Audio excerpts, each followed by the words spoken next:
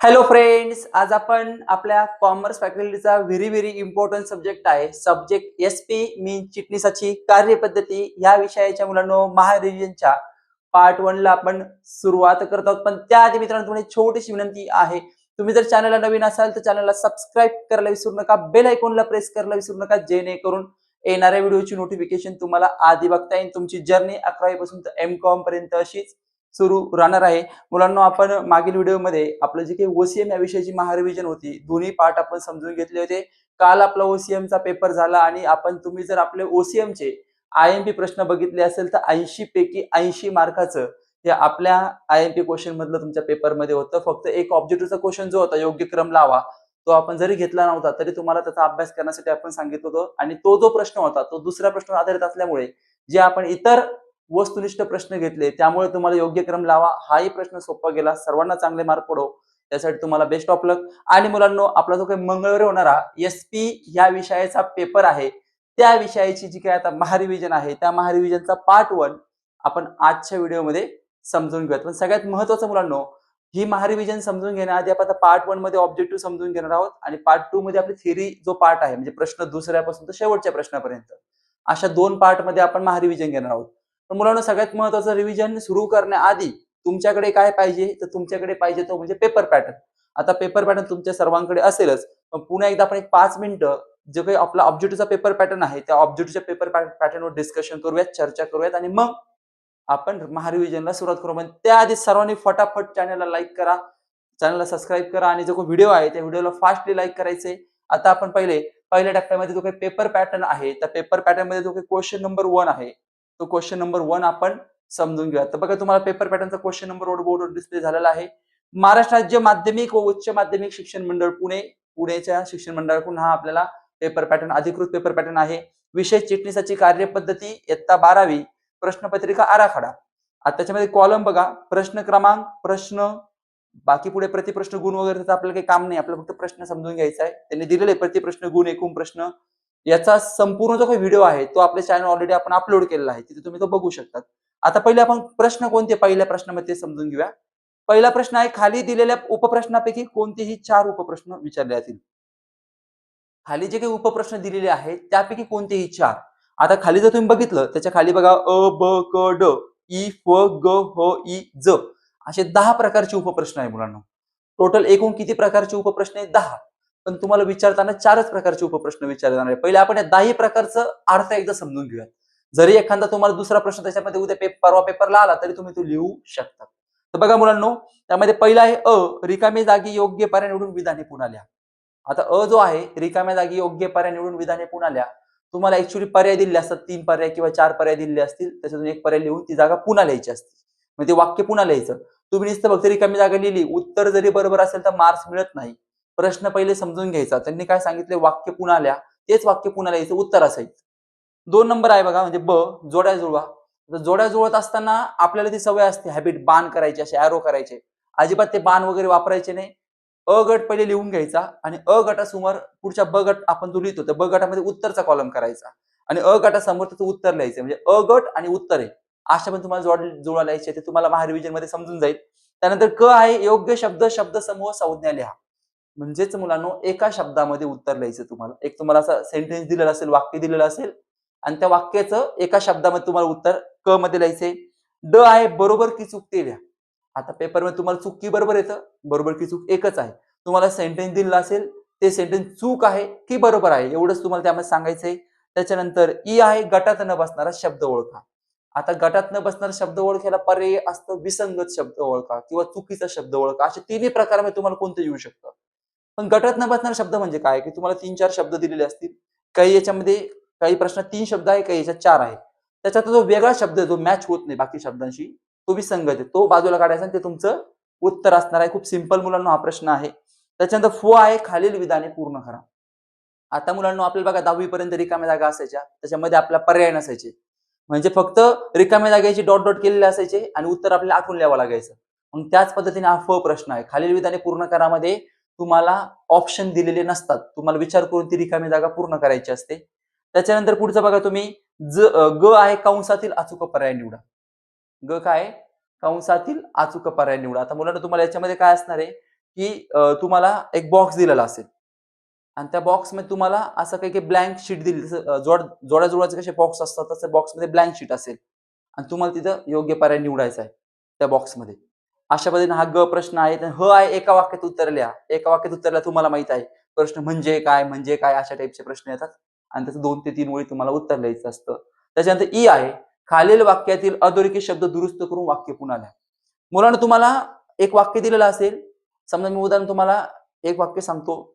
समहक्क भागधारकांना निश्चित दराने लाभांश दिला जातो. असं वाक्य आलं तुम्हाला. समहक्क भागधारकांना निश्चित दराने लाभांश दिला जातो. असं वाक्य आलं. आता तुम्हाला माहिती आहे समहक्क भागधारकांना निश्चित दराने लाभांश दिला जात नाही. निश्चित नाही दिला जात. मग निश्चित दराने त्या वर्डला अंडरलाईन असेल, मग तुम्ही तिथे लिहायचं, की बदलता. आता तुम्हाला माहिती आहे समहक्क भागधारक जे असतात, ते समहक्क भागधारक हे कंपनीचे मालक असतात. जर कंपनी जर नफ्यामध्ये असेल, त्यावेळेस समहक्क भागधारकांना लाभांश मिळतो. तर कंपनी कधी तोट्यात असेल, कंपनी लॉसमध्ये असेल, तर अशा वेळी समहक्क भागधारकांना लाभांश देता येत नाही. पहिला अग्र हक्क भागधारकांना असतो. म्हणजे लाभांश वाटपाच्या वेळी पहिला विचार अग्र हक्क भागधारकांचा होतो, नंतर समहक्काला. ते तुम्हाला आपण महारिव्हिजनमध्ये क्लिअर होऊन जाईल आणि शेवटचं ज आहे योग्य क्रम लावा. आता योग्य क्रम लावामध्ये मुलांनो कसं येईल? जसं बघा तुम्हाला आता OCM मध्ये आलतं नियोजन, संघटन, नियंत्रण, निर्देशन. त्यातलं पहिलं कोणतं कार्य आहे समजा ते तुम्ही पहिलं नाही. क्रम लावायचा पहिल्यापासून शेवटच्यापर्यंत. चढत्या क्रमाने आपण समजायचं. असं तुम्हाला क्रम लावायचा आहे. पण बहुधा मुलांनो ह्या 10 पैकी तुम्हाला 4 प्रश्न येणार आहेत. आता मुलांनो अभ्यास करताना तुम्ही म्हणाल, "सर किती प्रश्नाचा करायचा?" आता प्रॉब्लेम मुलांनो तेही समजून सांगतो काय, की मुलांनो सगळ्यांना चहा बिस्किट खाता येतं आपल्याला? येतं. एकदम बरोबर. समजा उदाहरण घे, की एक बिस्किटचा पॅकेट घेतला आपण पार्लेजी. आता ज्यावेळेस चहा बिस्किट आपल्या समोर येतं, त्यावेळेस चहा बिस्किट वेगवेगळे व्यक्ती वेगवेगळ्या पद्धतीने खातात. आता वेगवेगळ्या पद्धती असतात खाण्याच्या. तुम्हाला मी जनरल सांगतो तुम्हाला समजून जाईल लगेच हां. एक पहिली पद्धत असते, की आपण कपमध्ये चहा असतो. त्या चहामध्ये बिस्किट काय करतो? बुडवून मग ते खातो, बरोबर? काही वेळेला काय होतं, की ते बिस्किट जे असतं, ते बिस्किट त्या कपामध्येच चहामध्ये मिक्स होतं. नंतर त्याचं तुम्हाला माहिती आहे एक पेस्ट तयार होते बघा. म्हणजे मिक्स करून मग ते आपण चमच्याने खातो. हे तुम्हाला माहिती आहे. म्हणजे बिस्किट आणि चहाचं मिक्सिंग होतं आणि ते मिक्सिंग झालेलं ती पेस्ट जी असते ती आपण चमच्याने खातो. काही व्यक्ती काय करतात, की आधी बिस्किट तोंडामध्ये टाकतात आणि वरून चहा पितात. म्हणजे चहा आणि बिस्किट एकच आहे. समजा उदाहरण घ्या, तुम्हाला पार्ले बिस्किट आवडतो, तोच बिस्किट आहे, तोच चहा आहे. फक्त आपण काय केलं वेगवेगळ्या पद्धतीने त्याला व्यक्ती खातात. तसंच आहे मुलांनो. तुम्ही आपल्या सब्जेक्टमध्ये एक कन्सेप्ट क्लिअर करा, की तुम्हाला वेगवेगळ्या पद्धतीने विचारलं. मग जसं बिस्किट आपण किती पद्धतीने खाल्लं, पहिलं बिस्किट आपण कपामध्ये खाल्लं, दुसरं बिस्किट ते कपामध्ये पडल्यानंतर चमच्याने खाल्लं, तिसरं एक बिस्किटचा आपण तोंडामध्ये टाकून वरून चहा पिला. चौथं बिस्किट बघा 3-4 बिस्किट एकत्र करतो आपण डायरेक्ट बुडवतो त्या कपामध्ये. या अशा वेगवेगळ्या पद्धतीने आपण बिस्किट खातो. म्हणजे आपण नसेल खात, पण वेगवेगळे व्यक्ती खातात. तसंच मुलांनो, तुम्हाला एक संकल्पना, एक कन्सेप्ट ही 10 प्रकारामध्ये विचारली जाईल. तसे 10 प्रश्न आहे ना आपले. जसं बिस्किट आपण 4 प्रकारामध्ये खाल्लं. बिस्किट कसं खाल्लं तुम्हाला ते तर समजलं. त्याच्यावरून तुम्हाला हे लगेच समजायला पाहिजे, की एखादी कन्सेप्ट तुम्हाला मी सांगितलं, समहक्क भागधारकांना निश्चित दराने लाभांश दिला जातो. हेच वाक्य तुम्हाला 10ही प्रकारामध्ये वेगवेगळ्या फॉर्मॅटमध्ये विचारलं जाईल. तुम्हाला रिकाम्या जागेत पण विचारलं जाईल, जोड्या-जोड्यात पण विचारलं जाईल, चुकी बरोबरमध्ये पण विचारलं जाईल, योग्य शब्द, शब्दसमूह अशा वेगवेगळ्या पद्धतीने हे वाक्य तुम्हाला फिरवून विचारलं जाईल. पण तेच कन्सेप्ट बदलली का? मला सांगा तुम्ही पार्ले बिस्किट वेगवेगळ्या पद्धतीने खाल्ला, बिस्किट बदलला का? नाही. तसंच आहे मुलांनो, इथे सुद्धा जरी 10 प्रश्न असले, आपल्याला जरी 4 येणार असेल तर विचार करायचा नाही. आपण महारिव्हिजन घेताना 5च प्रश्नाचे घेणार आहे म्हणजे महत्त्वाचे जे 5 आहे मोस्ट ऑफ द जे पेपरमध्ये येतात ते. पण त्या व्यतिरिक्त जर तुम्हाला दुसरा प्रश्न आलाच, आपल्या महारिव्हिजनच्या व्यतिरिक्त जर तुमच्या परवाच्या पेपरमध्ये प्रश्न असेल, तर अशा वेळी चहा बिस्किट आठवायचं. चहा बिस्किट मनामध्ये ठेवायचं आणि उत्तर लिहायचं. तुम्ही 100% तुम्हाला 20 आउट ऑफ 20 मार्क्स एसपीच्या त्या पहिल्या प्रश्नामध्ये मिळतील. आता मुलांनो, आपण आता हा पेपर पॅटर्न समजून घेतला. तुम्हाला किमान पहिल्या प्रश्नाचा पेपर पॅटर्न तुम्हाला आता माहीत झाला. कोणते प्रश्न असतात, त्याचं कसं उत्तर लिहायचं आहे. आता आपला सगळ्यात महत्त्वाचा तो भाग आहे मुलांनो, त्याच्याकडे आपण येऊया. सगळ्यात महत्त्वाचा आपला भाग आहे, तो काय आहे? महारिव्हिजन. तर मुलांनो, आता आपण जी काही आपली महारिव्हिजन आहे, ती महारिव्हिजन डिटेलमध्ये समजून घेऊया. तर बघा, महारिव्हिजनचं जे काही पहिलं फर्स्ट पेज आहे, ते तुम्हाला बोर्डवर डिस्प्ले केलेलं आहे. तर बघा त्याच्यामध्ये काय म्हटलंय, एचएससी बोर्ड एक्झामिनेशन 2026 2026 विषय चिटणीसाची कार्यपद्धती ज्याला आपण एसपी म्हणतो शॉर्टली. त्यापुढे महारिव्हिजन आणि त्याखाली म्हटलेलं आहे पार्ट 1. मुलांना आपण 2 पार्टमध्ये घेणार आहे. दोन्ही व्हिडिओ तुम्हाला आजच मिळतील. पहिले आपण पार्ट 1 घेऊयात आणि लगेच कंटिन्यू पार्ट 2 घेऊयात. सेपरेट व्हिडिओ असतील. तर पार्ट 1 मध्ये तुम्हाला मी सांगितलं ऑब्जेक्टिव्ह क्वेश्चन म्हणजे वस्तुनिष्ठ जे प्रश्न आहेत ते आपण पार्ट 1 मध्ये घेणार. तर बघा, आता जी महारिव्हिजन असणार आहे मुलांनो, ती तुम्हाला मी उत्तरासह देणार आहे. उत्तरासह. ओसीएमच्या पेपरला 20 पैकी 19 मार्काचे प्रश्न मुलांनो तुमच्या पेपरमध्ये होते. तुम्ही चेक करून बघू शकता. आपला महारिव्हिजनचा व्हिडिओ आणि तुमचे क्वेश्चन पेपर. एकच जोड्या-जोड आलेलं नव्हतं, पण ते पण सिंपल होतं. ते तुम्ही लॉजिक लावलं असतं तर 20 पैकी 20च पडले असते. नंतर 19 मार्क झाले. उद्या परवाच्या पेपरमध्ये ही जी काही महाडिव्हिजन आहे याच्यात सुद्धा 20 मार्काचं 100% तुमच्या पेपरमध्ये असणार. तर बघा त्याच्यामध्ये पहिला प्रश्न आहे, खाली दिलेल्या पर्यायामधून योग्य पर्याय निवडून वाक्य पुन्हा लिहा. जसं मी तुम्हाला रिकामी जागा योग्य पर्याय म्हणून खाली दिलेले सेमच आहे. बघा पहिलं डॅश डॅश हे पैसे व पैशाचे व्यवस्थापन यांच्याशी निगडित आहे. डॅश डॅश हे पैसे व पैशाचे व्यवस्थापन यांच्याशी निगडित आहे. तुम्हाला बघा 3 ऑप्शन दिले, उत्पादन, विपणन आणि वित्त. तर डार्क बघा जे उत्तर आहे मुलांना त्यांना बोल्ड केलेले, जे बोल्ड केलेले उत्तर आहे म्हणजे आन्सर काय असणार आहे, वित्त. वित्त हे पैसे व पैशाचे व्यवस्थापन यांच्याशी निगडित आहे. हे कसं निगडित आहे बघा मुलांना. वित्त म्हणजे काय, कर्ज. आपण वित्ताला म्हणतो कर्ज. आता कर्ज मग तुम्हाला माहिती आहे, आपण ज्यावेळेस बँकेकडे कर्ज घेतो तर बँक आपल्याला पैसे स्वरूपात कर्ज देते. म्हणजे पैशाशी संबंधित आहे का नाही वित्त, म्हणून वित्त त्याचं उत्तर आहे. 2 नंबर बघा, कंपनीला सरकारकडे टिंब भरावा लागतो. तुम्हाला माहिती आहे कंपनी किंवा कोणी आपण बिझनेस म्हणून आपल्याला सरकारकडे टॅक्स भरावा लागतो. टॅक्स म्हणजे काय, कर. तर बघा तुमच्या ऑप्शन मध्ये कर, लाभांश आणि व्याज. तर उत्तर काय असणार आहे, कर. 3 नंबर बघा, वित्त म्हणजेच कंपनीच्या डॅश डॅश बाबीची व्यवस्थापन करणे. ते ऍक्च्युअली बाबीचे पाहिजे. वित्त म्हणजे कंपनी टिंब बाबीचे व्यवस्थापन करणे, आर्थिक उत्पादन, विपणन. आता वित्त म्हणजे कर्ज आहे. कर्ज म्हणजे पैसा. आपल्याला पैसा स्वरूपात कर्ज भेटतं ना. मग आर्थिक म्हणजे पैशाशी संबंधित असलेली कृती, ज्याला आपण आर्थिक कृती म्हणतो. मग मुलांना साहजिक आहे, तुम्हाला माहिती वित्त, आता वित्त म्हणजे पैसा डोक्यात फिट करून ठेवा. वित्त म्हणजे काय, पैसा. ते कर्ज असतं पण ते पैशाच्या स्वरूपात आपल्याकडे येतं. आपण कर्ज ज्यावेळेस घेतो बँकेमध्ये ते पैसे स्वरूपात बँक आपल्याला देते. मग आन्सर काय असणार तुमचं इथे, आर्थिक. त्याच्यानंतर 4 नंबर बघा, कर्ज रोखेधारक हे कंपनीचे डॅश डॅश असतात. कर्ज रोखेधारक हे कंपनीचे डॅश डॅश असतात. तर कर्ज रोखेधारक हे कंपनीचे धनको असतात. कोण असतात, धनको. कारण की मुलांनो जे काही कर्ज रोखेधारक असतात ते कंपनीमध्ये पैसे घेऊन येत असतात आणि मग साहजिक आहे कंपनीला त्यांना पुढे जाऊन पैसे, कंपनीच्या दृष्टीने तुम्ही विचार करा तर कंपनीच्या दृष्टीने जे कर्ज रोखेधारक आहे ते कंपनीचे धनको असतात. म्हणजे जे आपण जे म्हणतो ना, पैसे जे घेऊन येतात कंपनीमध्ये, कर्ज रोख्याच्या मदतीने कंपनीमध्ये कर्ज उभारणी केली जाते आणि त्या कर्ज उभारणीमधून कंपनीची ध्येय पूर्ण केली जातात. 5 नंबर बघा, बंद पत्रधारक हा संस्थेचा डॅश डॅश असतो. याचं पण उत्तर तेच असणार आहे, बंद पत्रधारक हा संस्थेचा धनको असतो. त्यानंतर 6 नंबर आहे, कर्जाऊ भांडवलावर डॅश डॅश दिले जाते. आता मुलं साहजिक कर्जाऊ भांडवल, तुम्ही कर्ज घेतलं, कर्जाऊ भांडवल काय, कर्ज घेऊन भांडवल उभं करणं. त्याच्यावर साहजिक आहे, आता बँक आपल्याला काय लावते कर्जावर, आपण काय म्हणतो किती टक्के व्याज दर आहे, म्हणजे व्याज लावते की नाही कर्जावर, म्हणजे काय दिलं जातं, व्याज दिलं जातं. उत्तर काय असणार आहे, व्याज. 7 नंबर बघा, डॅश डॅश अग्र हक्क भागांना संचित लाभांश दिला जातो. आता तुम्ही अग्र हक्क भागाच्या प्रकार डिटेल जर बघितलं, संचित लाभांश नावाचा प्रकार आहे, त्याचा अभ्यास करा, ऑटोमॅटिक तुम्हाला क्लिअर होईल. त्याचं उत्तर काय असणार आहे, संचयी. उत्तर काय असणार आहे मुलांनो, संचयी. 8 नंबर बघा, डॅश डॅश हा भागाच्या मालकीचा पुरावा आहे. आता मुलांनो मला सांगा, तुम्ही जर भाग एखाद्या कंपनीकडून खरेदी केली, भाग म्हणजे काय, कंपनीचा एखादा हिस्सा, तुम्ही त्या कंपनीमध्ये भाग खरेदी केली, तर भाग खरेदी केल्यावर काय होतं मुलांनो, तुम्हाला कंपनी त्याचा प्रूफ म्हणून भाग प्रमाणपत्र देते. मग साहजिक आहे, तुमची त्या कंपनीच्या भागांवर मालकी असेल तर त्याचा पुरावा काय असेल, भाग प्रमाणपत्र. मग उत्तर काय असणार आहे, भाग प्रमाणपत्र. 9 नंबर बघा, कंपनी डॅश डॅश परिवर्तनीय कर्जरोख्यांची विक्री करू शकते. परिवर्तनीय मीन ट्रान्सफर करणे, नाही का, परिवर्तन करणे. परिवर्तनीय कर्जरोख्यांची विक्री करू शकते. मग कोणते परिवर्तनीय बघा, त्याच्यामध्ये ऑप्शन बघा, फक्त अंशत, फक्त पूर्णत, अंशत व पूर्णत. तर उत्तर काय असणार आहे, अंशत व पूर्णत. म्हणजे अंशतः म्हणजे पार्शियली, काही कर्जरोखे बघा अंशतः असतात पार्शियली, काही कर्जरोखे पूर्ण असतात. तर कंपनी कर्जरोख्याचं ट्रान्सफर, परिवर्तन करताना अंशत जे कर्जरोखे आहेत त्यांचंही करू शकते आणि जे 100% पूर्ण आहे त्यांचे, म्हणजे अंशत काही पर्सेंटेज मध्ये कर्जरोखे असतात आणि पूर्णतः म्हणजे 100%. दोन्हीची कंपनी विक्री करू, त्याचं परिवर्तन करू शकते. 10 नंबर बघा, कंपनीला डॅश डॅश कर्जरोख्याची विक्री करताना आपल्या मालमत्तेवर बोजा निर्माण करावा लागतो.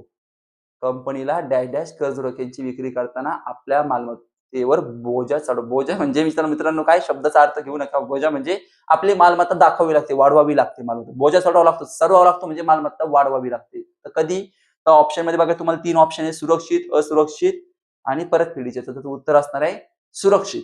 मुलांना जे तुम्ही केस तयार करा, वाचताना तुम्हाला लगेच लक्षात येणार हे उत्तर, पण मुलांनो प्रॉपर कन्सेप्ट आधी क्लिअर करा. कन्सेप्ट तुम्ही भर द्या, तुम्ही नुसतं वाचाल तर नाही, पण जी कन्सेप्ट आहे त्याला नेमकं काय म्हणतात, रिअल लाईफ मध्ये त्याचा कसा यूज आहे, हा सब्जेक्ट मुलांनो 70% रिअल लाईफशी रिलेट आहे. त्याच्यामुळे तुम्ही त्या पद्धतीने विचार केला तर तुम्हाला नक्कीच लाईफ टाइम साठी तुम्हाला हे कन्सेप्ट क्लिअर होणार आहे. त्याच्यानंतर पुढे बघा, 12 नंबर, सॉरी 11 नंबर असेल. 11 नंबर, ठेवी या कमीत कमी 6 महिने आणि जास्तीत जास्त डॅश महिन्यासाठी स्वीकारता येतात. मुलांनो जी ठेव म्हणजे जसं आपण बँकेत डिपॉझिट म्हणतो, फिक्स डिपॉझिट, तर ठेवी हा कमीत कमी 6 महिन्यासाठी आणि जास्तीत जास्त त्यांचा पिरियड 3 वर्षाचा असतो. तर 3 वर्षामध्ये महिने किती होतात? 12 3 36. उत्तर असणार आहे 36. तर बघा तुम्हाला ऑप्शन आहे 36, 3, 30. 3 ऑप्शन आहे, तर उत्तर काय आहे? 36. 3 वर्षासाठी आपण 23 स्वीकारतो. पण 3 वर्षामध्ये महिने किती होतात? 36 महिने होतात. मग उत्तर काय? 36. त्याच्यानंतर 12 नंबर, लाभांशाचे वाटप लाभांश घोषित झाल्याच्या तारखेपासून डॅश दिवसाच्या आत सभासदांना झाले पाहिजे. मुलांनो, लक्षात ठेवा, लाभांशाचे वाटप ज्यावेळेस लाभांश घोषित होतो, घोषित मीन्स डिक्लेअर केला जातो की लाभांश द्यायचा आहे, तर त्या डिक्लेअर केल्याच्या दिवसापासून पुढे 1 महिना म्हणजे 30 दिवसामध्ये त्याचं वाटप व्हायला पाहिजे. तर बघा तुमच्या पर्यायामध्ये तुम्हाला दिलेलं आहे 30, 40, 20. तर उत्तर काय? 30. ते दिवस आहे 30 दिवसाच्या आत. साधारण की कंपनीने डिक्लेअर केलं, समजा कंपनी डिक्लेअर केलं 1 फेब्रुवारीला, 1 जानेवारी सॉरी 1 जानेवारी कंपनी डिक्लेअर केलं की लाभांश द्यायचा. 1 जानेवारीपासून पुढचे 30 दिवस म्हणजे 31 जानेवारीपर्यंत तो वाटप त्याचं झालं पाहिजे. त्याच्यानंतर पुढे बघा 13 नंबर, कर्ज रोख्यांद्वारे जमा केलेले भांडवल हे कंपनीचे डॅश डॅश भांडवल असते.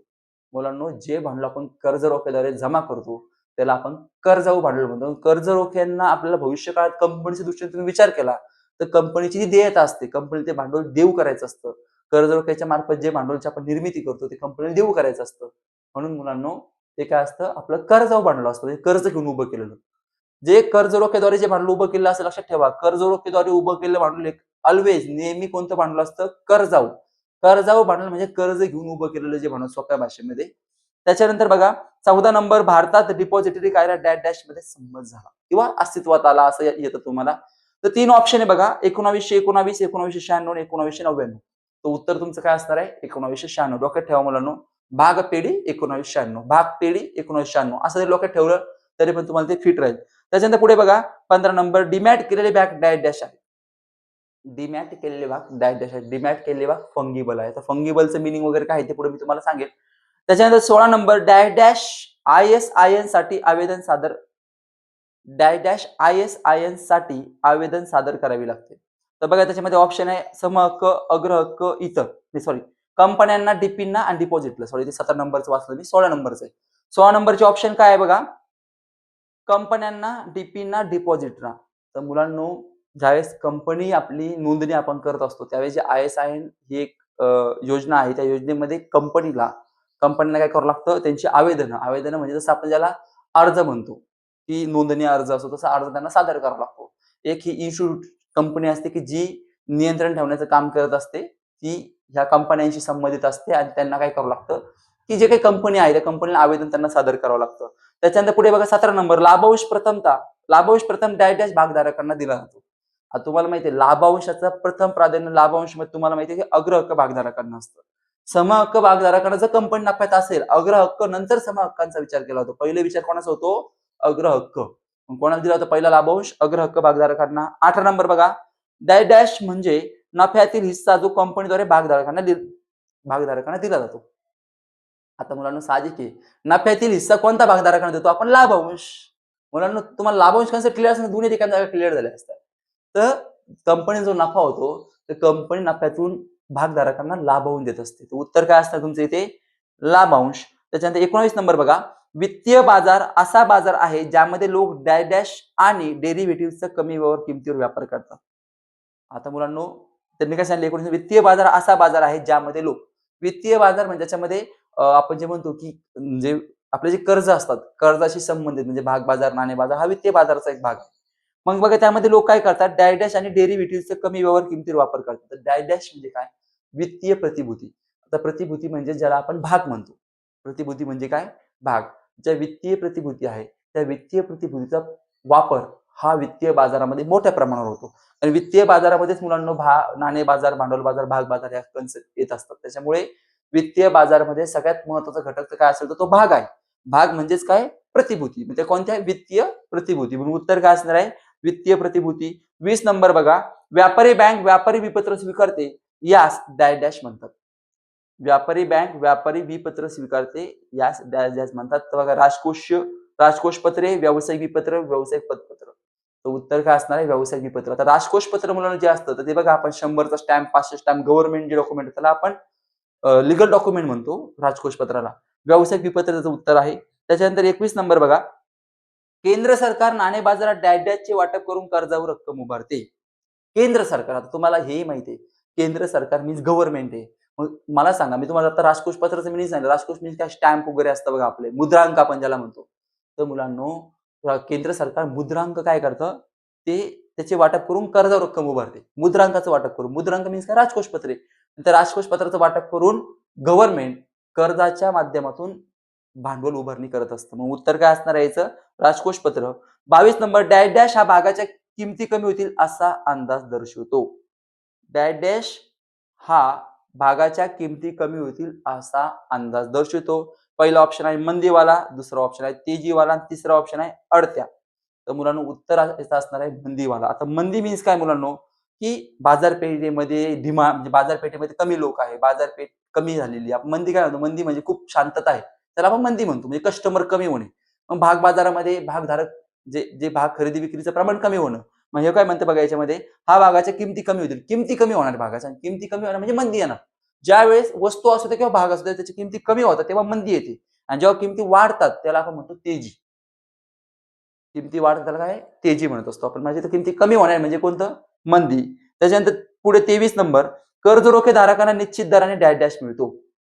मुलांनो, कर्जरोखे धारक जे असतात, ते कर्जरोखे धारकांना कंपनीला व्याज द्यावं लागतं. कंपनीने ते कर्ज भांडवल असतं. कर्जरोखे धारकांनी जे म्हणजे कर्जरोख्याच्या माध्यमातून जे भांडवल कंपनीमध्ये आलेलं असतं मुलांनो, ते एक प्रकारे कंपनीचं कर्ज असतं. आणि तुम्हालाही माहिती आहे, रिअलमध्ये आपण कर्जावर काय देतो? व्याज देतो. आपण पण कुठे बँकेत गेलो तर आपल्याला काय म्हणतात? व्याज किती व्याज? आपण एखादी बाईक घ्यायला गेलो 1,00,000 लगेच सांगतात ₹30,000 त्याला लागतील एक्स्ट्रा. ते हप्ते भरतो बघा आपण, ईएमआय करतो, तर 1,30,000 गाडी पडेल. म्हणजे आपण ते वरचं 30,000 काय असतं? व्याज. मग तसं कर्जरोखे धारकांना कंपनीला काय द्यावं लागतं? कर्जाच्या बदल्यात व्याज द्यावं लागतं. पुढे बघा 24 नंबर, डॅश डॅश बोनस भाग विनामूल्य दिले जातात. डॅश डॅश बोनस भाग विनामूल्य दिले जातात. कोणाला ते विनामूल्य दिले जातात? बघा 3 ऑप्शन आहे. विद्यमान समहक्क भागधारकांना, विद्यमान कर्मचाऱ्यांना, संचालकांना. तर मुलांनो, जे काही विद्यमान विद्यमान म्हणजे काय तेही सांगतो, की जे काही जुने आपले काही समहक्क भागधारक असतात, जुने समहक्क भागधारक, त्यांना मुलांनो बोनस भाग दिले जातात. जे ऑलरेडी आपल्या कंपनीचे समहक्क भागधारक होते, त्याला आपण विद्यमान म्हणतो. होऊन गेलेले त्याच्या आधीचे आपले जे समहक्क भागधारक कंपनीचे असतात, कंपनी त्यांना विद्यमान म्हणतो. विद्यमान समहक्क भागधारकांना बोनस भाग देऊ केले, विनामूल्य दिले जातात. त्याच्यानंतर 25 नंबर, कर्जरोखेधारकांच्या हिताचे रक्षण डॅश डॅश करतात. आता मुलांनो, कर्जरोखेधारक कोण आहे? कंपनीला पैसे देतात, बरोबर ना, व्याजाच्या माध्यमातून काढून. म्हणजे कर्जरोखेधारक आहे, त्यांना कंपनी पैसे देईल कधी. त्यांचं रक्षण कोण करतं? त्यांचं रक्षण करण्यासाठी कर्जरोखे विश्वस्तांची नेमणूक केली जाते. म्हणजे त्यांना कोणत्याही प्रकारची भीती नसते. एखादी कंपनी त्यांना असं म्हणू शकत नाही, "जा काय करायचं करून घ्या, पैसे देणार नाही." कारण कर्जरोखे धारक जे असतात त्यांचं रक्षण करण्यासाठी कोणाची नेमणूक केलेली असते? कर्जरोखे विश्वस्त असतात. त्याची टीम असते आणि त्या टीमची नेमणूक कशासाठी केलेली असते? त्यांना पैसे मिळवून देण्यासाठी केलेली असते. त्याच्यानंतर पुढे बघा, तुम्ही पुढे बघितलं 26 नंबर, कर्जरोख्याचे वाटप झाल्यापासून कर्जरोखे प्रमाणपत्र डॅश डॅश दिले पाहिजे. मुलांनो, रोख्याचे वाटप झाल्यापासून जे कर्जरोखे प्रमाणपत्र जे आहे ते 6 महिन्याच्या आत दिलं गेलं पाहिजे. समजा तुम्ही कर्जरोख्याचे वाटप केलं समजा 1 मार्चला, तर 1 मार्चपासून पुढे 6 महिने मोजा. तुम्ही 1 मार्चपासून 6 महिने जर मोजले, तर साधारणतः 1 सप्टेंबरपर्यंत 1 सप्टेंबरपर्यंत तुमचं कर्जरोखे प्रमाणपत्र वाटप झालं पाहिजे नियमावलीनुसार. नियमानुसार 6 महिन्याच्या आत तुमचं काय झालं पाहिजे? कर्जरोखे प्रमाणपत्र वाटप झालं पाहिजे. मग उत्तर काय? 6 महिन्यात. त्याच्यानंतर 27 नंबर, डॅश डॅश कंपनीस आम जनतेकडून पूर्ण वसूल भाग भांडवल आणि मुक्त राखीव निधीच्या 35% ठेवी स्वीकारता येतात. काय म्हणले? कंपनीस आम जनतेकडून, आम म्हणजे ही सर्वत्र जनता जी आपली आहे, त्यांच्याकडून पूर्ण वसूल विभाग भांडवल आणि मुक्त राखीव निधीच्या 35% पर्यंत ठेवी स्वीकारता येतात. त्याच्यामध्ये उत्तर काय? सरकार. मग सरकार काय येतात? आम जनतेकडून पूर्ण वसूल भाग भांडवलच्या ठेवी त्या स्वीकारतात. म्हणजे थोडक्यात अंशतः सरकार स्वीकारत नाही, 100% पूर्ण वसूल. 100% वसूल झालेलं जे भाग भांडवल असतं त्याच्या ठेवी सरकार स्वीकारू शकतं. त्याच्यानंतर पुढे बघा 28 नंबर, वाहक कर्जरोखे धारकांना व्याज डॅश डॅश द्वारे दिले जाते. वाहक कर्जरोखे धारकांना व्याज डॅश डॅश द्वारे दिले जातात. जे वाहक कर्जरोखे आहे त्यांच्यासाठी वाहकांसाठी कूपन असतं. त्या कुपनाद्वारे त्यांना व्याज दिलं जातं. मग त्याचं उत्तर काय असणार आहे? व्याज कुपन. म्हणजे काय व्याज कुपन असतं, ते व्याज कुपन वाहक कर्जरोखेसाठी वापरलं जातं.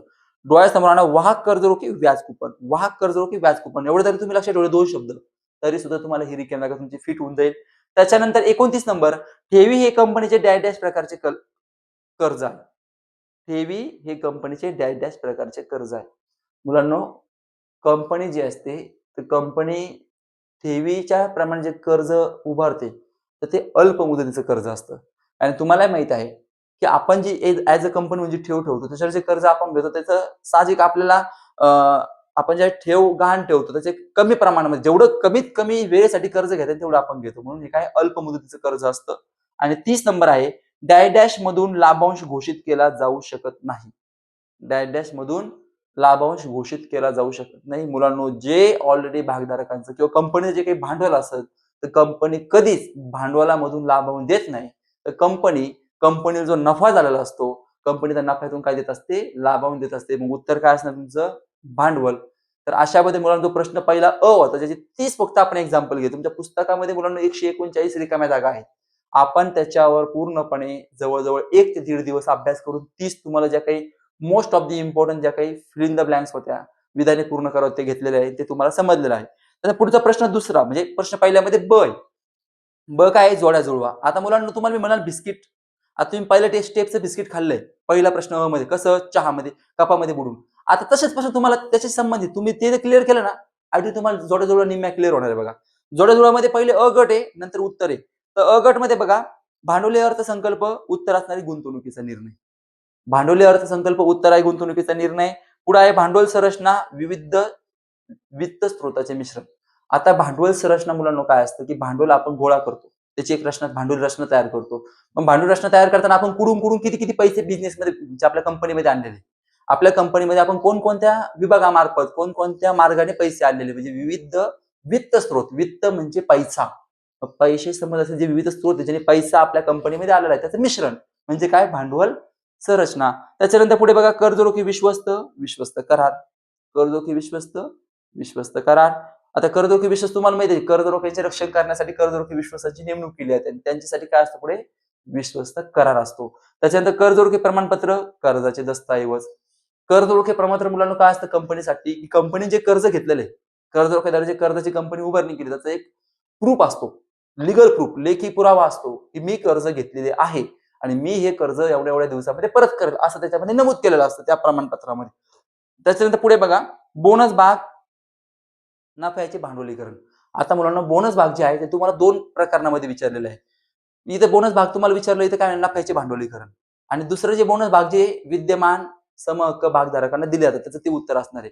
तुम्ही ज्यावेळेस पेपरला बसताल, तुमच्या त्या 2 पैकी जो ऑप्शन असेल तो तुम्ही चूज करा. बोनस भाग तुम्हाला 2 प्रकारामध्ये दिलेले आहे, पण आपण घेताना एकाच ठिकाणी घेतले. त्याच्यामुळे तुम्ही बोनस भागचे 2 प्रकारचे उत्तर असतात. पहिलं काय? नफ्याचे भांडवलीकरण आणि दुसरं काय? विद्यमान समहक्क भागधारकांना दिले जातात. त्याच्यामुळे दोन्ही उत्तर बरोबर आहे. जे तुमच्या पेपरमध्ये ब गटात असेल ते पाहून लिहायचंय. त्याच्यानंतर सभासदाचा मृत्यू, भागांचे संक्रमण. मुलांनो, ज्यावेळेस सभासद म्हणजे भागधारकाचा मृत्यू मृत्यू होतो, तो मृत पावतो, त्यावेळेस मुलं त्या भागाचं संक्रमण केलं. संक्रमण म्हणजे डायव्हर्टिंग केलं जातं.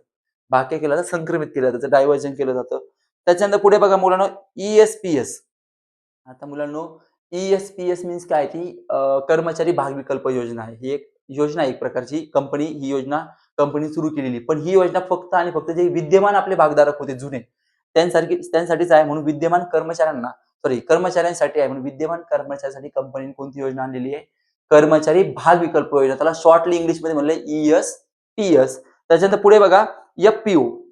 आता एफ-पी-ओ मुलांनो काय असतं? एफ-पी-ओ आणि आय-पी-ओ असे 2 भागाचे म्हणजे भाग ज्यावेळेस कंपनी लॉन्च करते, सांगते की एवढे आमचे भाग विक्रीसाठी आहे. त्यावेळेस 2 प्रकारे ते कंपनी भागांची विक्री करत असते. तर एफ-पी-ओ बघा, आय-पी-ओ नंतर कोणती विक्री? मुलांनो, आय-पी-ओ नंतर एफ-पी-ओ येत असतो. मग आय-पी-ओ नंतर तुम्ही कोणतीही विक्री करा, ती कशा अंतर्गत येईल? एफ-पी-ओच्या अंतर्गत. पुढे बघा, कर्जरोखेधारक. कर्जरोखेधारकांना मुलांनो मतदानाचा अधिकार नसतो. मतदानाचा अधिकार कर्जरोखेधारकांना नसतो. कर्जदार काय मतदानाचा अधिकार नाही. त्याच्यानंतर पुढे बघा, संचालक मंडळ, कर्जरोखे विक्रीचा अधिकार. संचालक मंडळ जे असतं मुलांनो, त्यांना कर्जरोखे जे आहे ते विक्रीचा अधिकार असतो कंपनीच्या संचालक मंडळाला. त्याच्यानंतर पुढे बघा, खाजगी कंपनी पूर्ण वसूल भाग भांडवल. खाजगी कंपनी काय आहे? पूर्ण वसूल भाग भांडवल. त्याच्यानंतर पुढे बघा, सुरक्षित ठेवी, स्थिर मालमत्तेवर तारण. सुरक्षित ठेवी काय आहे? स्थिर मालमत्तेवर तारण. त्याच्यानंतर आता पुढे बघा, ठेवीचा कालावधी. मगाशी आपण पाहिलं ठेवीचा कालावधी कमीत कमी 6 महिने आणि जास्तीत 36 महिने असतो. मग ठेवीचा कालावधी किती आहे? 36 महिने. त्याच्यानंतर NEFT, national electronic fund transfer. फुल फॉर्म आहे एन-ई-एफ-टीचा, जे तुम्हाला ओसीएम मध्ये पण होतं. तोच फुल फॉर्म तुम्हाला एसटी मध्ये पण आहे. त्याच्यानंतर कर्जरोखे. आता मुलांना तुम्हाला माहित आहे, कर्जरोखे म्हणजे कर्जाऊ भांडवल असतं. जे आपण कर्जाद्वारे कंपनी दृष्टीने ते कर्जाऊ भांडवल असतं. कर्जाद्वारे ते उभं केलं जातं कंपनी. कर्जरोख्याच्या माध्यमातून भांडवल उभं करते. म्हणून कर्जाऊ भांडवल. त्याच्यानंतर पुढे बघा, ठेवीदार. आता मुलांना साधा कंपनीमध्ये तो ठेव ठेवतोय, तो कंपनीचा कोण झाला? धनको झाला. कंपनीचा सिंह कोण झाला? तो धनको. मग ठेवीदार हा ऑलवेज कोण असतो? धनको असतो. धनको. त्याच्यानंतर ठेव पावती म्हणजे आपण जी ठेव ठेवली त्याचा ठेवीचा पुरावा. जसं बघा भाग घेतले तर भागाचा पुरावा भाग प्रमाणपत्र होतं ना, तसं ठेवीचा पुरावा ठेव पावती असतो. त्याच्यानंतर पुढे बघा भागपेढी कायदा मगाशीच घेतलं 1996 भागपेढी तेच आहे. बिस्किट एकदा खाता आलं ना मुलांनो, नो टेन्शन. भागपेढी काय भागपेढी कायदा 1996. त्याच्या डिपॉझिटरी पार्टिसिपंट. आता डिपॉझिटरी पार्टिसिपंट काय असतं, की जे काही आपले भागपिढी आणि गुंतवणूकदार आहेत, यांना जोडण्याचा म्हणजे यांचा मधला दुवा कोण असतो? Depository participant. डिपॉझिटरी पार्टिसिपंट मुलांना तुम्हाला मी ब्रॉड क्वेश्चनमध्ये ते डिटेल समजून सांगेल. त्याच्यानंतर पुढे बघा भागपिढी इलेक्ट्रॉनिक स्वरूपातील प्रतिभूतीचा परिरक्षक. म्हणजे मुलांनो जे काही भाग विक्री आहे, जी काही ऑनलाईन पद्धतीने जी काही भाग विक्री होते, त्याच्यातला परिरक्षक. परिरक्षक म्हणजे एक व्यक्ती असतो, तो व्यक्तीचं नियंत्रण ठेवण्याचं काम करतो. त्याला आपण परिरक्षक म्हणतो, की जे काही ऑनलाईन पद्धतीने भाग विक्री होते, ती भागपिढीच्या माध्यमातून होते. म्हणून तो काय आहे? परिरक्षक आहे. पुढे बघा लाभांश नफ्याचा विनियोग. आता जो नफा मिळालाय कंपनीला, विनियोग करणे म्हणजे काय करणे? ते कुठेतरी योग्य ठिकाणी त्याची अंमलबजावणी किंवा योग्य ठिकाणी त्याचा वापर करणे. मग कंपनी काय करते मुलांना? जेव्हा कंपनीला नफा मिळतो, पहिले आपले सभासद त्यांना भागधारक महत्वाचे असतात, सभासद महत्वाचे असतात. ते काय करतात? लाभांश डिक्लेअर करतात, घोषित करतात. म्हणजे काय करतात? विनियोग करतात. नफ्याचा विनियोग. त्याच्यानंतर पुढे जाऊन व्याज. आता व्याज वाटप बंधनकारक. तर मुलांनो जे काही व्याज असतं ते व्याज आपल्याला कर्जधारकांना आपण व्याज देतो. तुम्हाला माहिती आहे. तर ते व्याज देणं किंवा कोणत्याही कर्जाऊ भांडवल असेल त्या कर्जाऊ भांडवल आपल्याला व्याज देणं हे बंधनकारक असतं कंपनीला. तुम्ही आता प्रत्येक प्रश्न विचार करा ऍज अ कंपनी म्हणून करा. ऍज अ कंपनी म्हणून जेव्हा तुम्ही विचार कराल तेव्हाच तुम्हाला ते अंडरस्टँड होणार आहे. त्याच्यानंतर पुढे बघा त्याच्यामध्ये सूचीबद्ध कंपनी. सूचीबद्ध कंपनी महत्वाच्या घोषणेची माहिती भाग बाजाराला देणे आवश्यक असतं आणि अंतिम लाभांश संचालक म्हणून निश्चित लाभांश सभासदांकडून घोषणा असं सॉरी ते प्रिंट मिस्टेक झालेली आहे. त्याच्यानंतर पुढे बघा वित्तीय बाजार वित्तीय प्रतिभूतीचा व्यापार. आता मुलांना साहजिक आहे वित्तीय बाजार म्हणजे पैशाचे समूह. वित्तीय प्रतिभूती म्हणजे काय? तसं मगाशी आपण रिकाम्या जागेमध्ये वित्तीय प्रतिभूती बघितलं. प्रतिभूती म्हणजे भाग. त्यांचाच मुलांना एक प्रकारचा व्यापार असतो. व्यापारामध्ये काय होतं? देवाणघेवाण होत असते. म्हणजे बघा त्याच्यामध्ये तुम्ही बघा बिझनेसमध्ये बघा बाईंग सेलिंगची प्रोसेस असते. तशीच व्यापारामध्ये म्हणजे व्यापारामध्ये बाईंग सेलिंग तसेच त्याच्यामध्ये शेअर बाईंग शेअर सेलिंगची प्रोसेस असते. म्हणून मुलांनो तो एक भाग आहे. त्याच्या पुढे बघा प्राथमिक बाजार नवीन विक्री बाजार. आता मुलांनो प्राथमिक बाजार जे नवीन शेअर्स आहेत त्यांची विक्री होत असते. त्याच्यामुळे प्राथमिक बाजार हा सगळ्यात बेसिक बाजार आहे. सगळ्यात सुरुवात प्राथमिक बाजारापासून मग दुय्यम बाजार येतो. प्राथमिक बाजारामध्ये नवीन जे भाग असतात कंपनी विक्रीच काढते. नवीन भाग कंपनी विक्रीच काढतात आपण प्राथमिक बाजार म्हणतो. पुढे बघा व्यापारी पतपत्र असुरक्षित वचन चिठ्ठी. आता व्यापारी पतपत्र आहे म्हणून बघा बिल ऑफ एक्सचेंज नावाचे टॉपिक तुम्हाला अकाउंटमध्ये. असुरक्षित वचन चिठ्ठी म्हणजे एक लेखी पुरावा असतो पण त्याला तेवढं लिगली त्याला लिगली तेवढा आपण म्हणतो की जी वचन चिठ्ठी आहे तिला तेवढं लिगली महत्व प्राप्त झालेलं नसतं. त्याच्यामुळे ती असुरक्षित असते वचन चिठ्ठी. त्याच्यानंतर सेबी. आता मुलांना सेबी जे असतं सेबी ही एक संस्था आहे. ही संस्था जे काही आपले गुंतवणूकदार आहे की जे कंपनीमध्ये पैसे गुंतवतात त्यांचं रक्षण करत असते की कंपनीकडून त्यांची कोणत्याही प्रकारची फसवणूक होणार नाही यासाठी मुलांनो जे काही सेबी ही जी संस्था आहे या संस्थेची स्थापना झालेली असते. त्याच्यानंतर तेजीवाला भागाच्या किमती वाढण्याबाबत आशावादी. आता तेजी म्हणजे किमती वाढणार म्हणजे तेजी येते ज्यावेळेस भागाच्या किमती वाढणार. आपण म्हणत का आज मी 50 रुपयाला भाग घेतला होता तो 100 ला होऊ शकतो. म्हणजे मी काय बोलतोय वाढण्याबाबत चर्चा आशावाद म्हणजे असं मी विचार करतोय की वाढेल म्हणजे काय तेजी. आणि पुढे बघा मंदीवाला. तर मंदीमध्ये मगाशी आपण बघितलं जेव्हा भागाच्या किमती कमी होणार असं आपल्याला वाटतंय कमी होत आहे त्यावेळेस काय असते मंदी असते. तर अशा पद्धतीने मुलांनो आपला जो प्रश्न पहिला ब होता जोड्या जुळवा तो जोड्या जुळवा आपण समजून घेतला. आता त्यानंतर मुलांनो पुढचा आपला प्रश्न पहिला क आहे खालील विधाने चूक की बरोबर ते लिहा. क काय खालील विधाने चूक की बरोबर ते लिहा. त्यात पहिलं बघा वित्त हे पैसे व पैसे व्यवस्थापन यांच्याशी निगडित आहे. रिकाम्या जागेत आपण शिकलो बिस्किट तिथं आपण चांगलं खाल्लं इथे आपल्याला अडचण नाही. उत्तर काय असणार आहे बरोबर त्याच्याशी संबंधित आहे. 2 नंबर स्थिर भांडवलाला अभिसरण भांडवल असेही म्हणतात. मुलांना ही चूक आहे. स्थिर भांडवल अभिसरण भांडवल असं म्हटलं जात नाही तर खेळते भांडवल जे असतं त्याला अभिसरण भांडवल आपण असं म्हणतो. म्हणून हे चूक आहे. 3 नंबर बघा मोठ्या प्रमाणावर व्यवसाय करणाऱ्या कंपनीला अधिक खेळत्या भांडवलाची गरज असते. मुलांना खेळतं भांडवल वर्किंग कॅपिटल जे कंपन्या मोठ्या प्रमाणावर भांडवल व्यवसाय जी कंपनी मोठ्या प्रमाणात व्यवसाय करणार आहे तिला खेळत्या भांडवलाची गरज असते कारण तिला कंटिन्यू तिचं भांडवल जे असतं ते वर्किंग मध्ये असणं आवश्यक असतं. म्हणजे उत्तर काय असणार आहे बरोबर. 4 नंबर आहे समहक्क भाग भांडवल हे जोखमीचे भांडवल म्हणून ओळखले जाते. बरोबर. मुलांनो, समहक्क भागधारकामध्ये जोखीम असते, कारण की जर कंपनी जर तोट्यात गेली तर त्याच्यामध्ये आपल्याला कोणत्याही प्रकारचे रिटर्न्स मिळत नाही. आपलं भांडवल हे पूर्णपणे डूब होऊन जातं. त्याच्यामुळे ही जोखीम असते. ते बरोबर आहे. 5 नंबर समहक्क भागधारकांना निश्चित दराने लाभांश दिला जातो, हे चूक आहे. तर मुलांनो, समहक्क भागधारकांना नाही, अग्र हक्क भागधारकांना निश्चित दराने लाभांश दिला जातो. समहक्क भागधारकांना जर लॉस प्रॉफिट झाला तरच, नाहीतर नाही. 6 नंबर बघा, बंधपत्रधारक हे कंपनीचे मालक असतात. नाही मुलांनो, बंधपत्रधारक हे कंपनीच्या दुसरे धनको असतात. कोण असतात? धनको. म्हणून हे चूक आहे. 7 नंबर बघा, अंशतः किंवा पूर्ण रक्कम असलेल्या भागासाठी भाग प्रमाणपत्र दिले जाते मुलांनो. तुम्ही भाग अंशतः घ्या किंवा पूर्ण घ्या, पण घेतले ना भाग, काही ना काहीतरी तुम्ही भाग घेतले म्हणजे तुम्हाला त्या बदल्यात भाग प्रमाणपत्र हे मिळणार. तर कंपनी सांगितलं तुम्ही 500 भाग घ्या, आपण 250 घेतले म्हणजे आपण काय घेतले? पार्शियली घेतले, अर्धेच भाग घेतले, तरी सुद्धा आपल्याला भाग प्रमाणपत्र हे मिळतं. म्हणून उत्तर आहे बरोबर. त्याच्यानंतर 8 नंबर आहे, कंपनीच्या घटनापत्रकातील भांडवल कलमामध्ये अधिकृत भांडवलाचा उल्लेख असतो. बरोबर. कंपनीचे घटनापत्रक असतं त्याच्यामध्ये अधिकृत भांडवल हे मेन्शन नमूद कंपल्सरी बंधनकारक असतं करणं आपल्याला, म्हणून उत्तर काय? बरोबर. 9 नंबर, कर्जरोखे धारकास मतदानाचा अधिकार नाही. मुलांनो, कर्जरोखे धारक मतदानाचा अधिकार नसतो. आपण हे रिकाम्या जागामध्ये शिकलोय, त्याच्यामुळे उत्तर काय असणार आहे? बरोबर. ऑलवेज तसे कर्जरोखे धारकांना मतदानाचा अधिकार हा नसतो.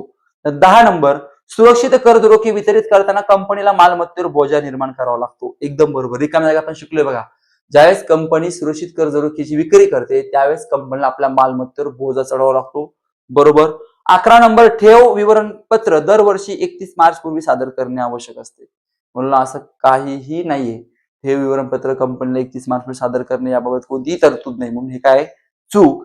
त्याच्या 12 नंबर आहे, सरकारी कंपनी सभासदाकडून ठेवी स्वीकारू शकते. सरकारी कंपनी सभासदाकडून ठेवी स्वीकारू शकते नाही. सरकारी कंपनी सभासदाकडून ठेवी स्वीकारत नाही, म्हणून हे काय? चूक. 13 नंबर बघा, कर्ज रोख्याद्वारे जमा केलेले भांडवल कंपनीचे कर्जाऊ भांडवल असते. बरोबर आहे.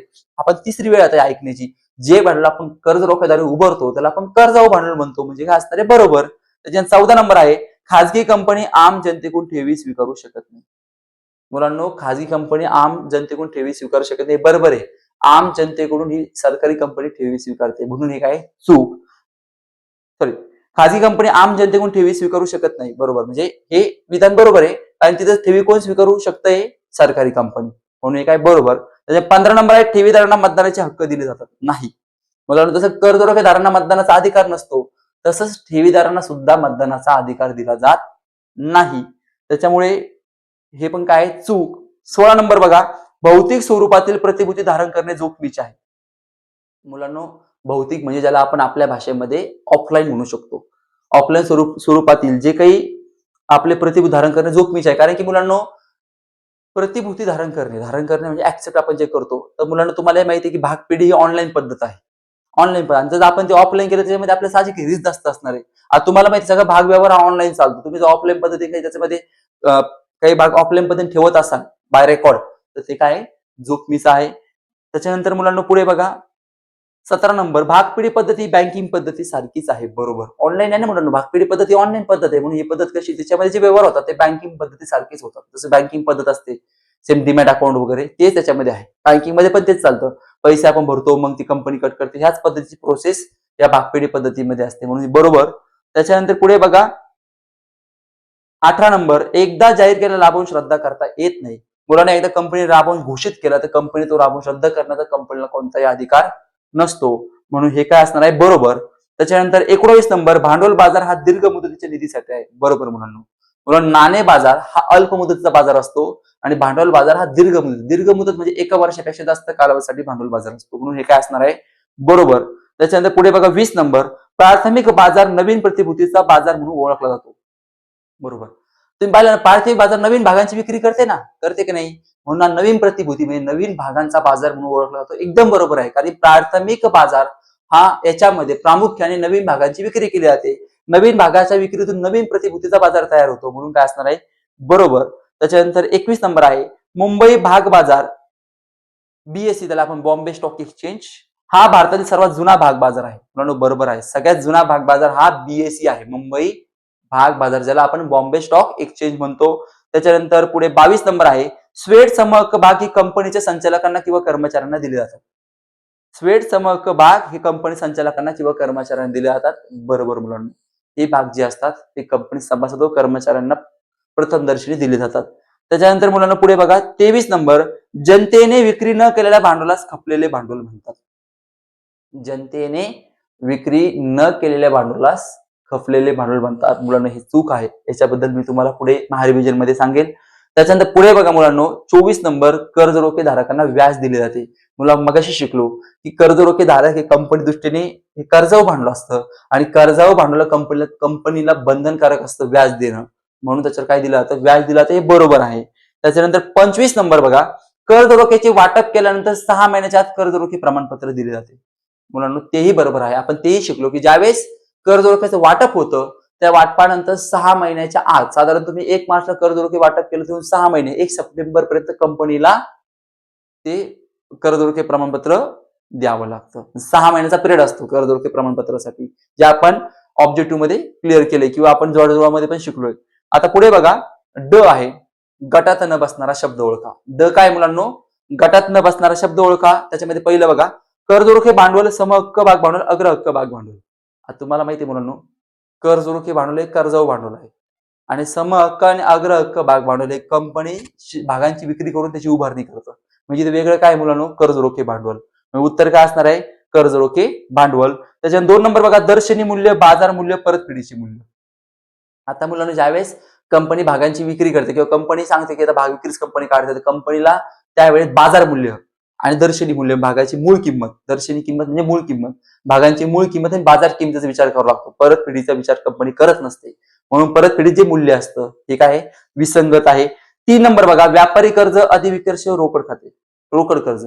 आता मुलांना अधिविकर्ष जे असतात, अधिविकर्ष म्हणजे काय की बँक किंवा कंपनी काही काळासाठी पैसे आपल्याला वापरायला देते गरज पडल्यास. अधिविकर्ष म्हणजे बँकमध्ये बघा, बँकच्या दृष्टीने विचार करा, तर समजा आपण चांगले ग्राहक असू किंवा चांगले कस्टमर असू का बँकेचे, बँक आपल्याला काय करते, काही दिवसासाठी पैसे वापरण्यासाठी दिला, त्याला आपण अधिविकर्ष म्हणतो, देयता असते, कर्ज असतं एक प्रकारचं. अधिविकर्ष काय असतं, कर्ज. आणि रोकड कर्ज हे कर्ज आहे. आता व्यापारी कर्ज हा भाग वेगळा, अधिविकर्ष म्हणजे ते तात्पुरत्या स्वरूपात असतं, व्यापारी कर्ज आपण ते दीर्घ काळासाठी घेतो. अधिविकर्ष हे अल्प काळासाठी असतं, अल्प काळासाठी कोणतं असतं, अधिविकर्ष, रोकड कर्ज. वेगळं काय म्हणून, व्यापारी कर्ज. म्हणून आन्सर काय असणार आहे, व्यापारी कर्ज. 4 नंबर बघा, अधिकृत भांडवल, समहक्क भांडवल, विक्रीस काढलेले भांडवल.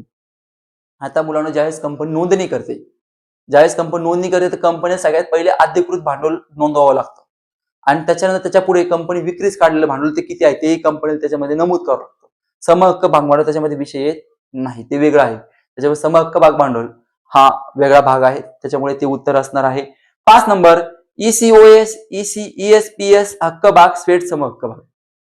आता मुलांनो तुम्हाला माहिती आहे की ईएसओएस, ईएसपीएस याच्या योजना आहे काही, ह्या कंपनी थ्रू कर्मचाऱ्यांसाठी, भागधारकांसाठी चालवल्या जातात. स्वेट समहक्क भाग ही हा एक योजनेचा प्रकार आहे, पण हक्क भाग मुलांनो हा योजनेचा प्रकार नाहीये, म्हणून हक्क भाग हे तुमचं उत्तर असणार आहे. त्याच्यानंतर 6 नंबर, कर्ज रोखे धारक, व्याज, लाभांश.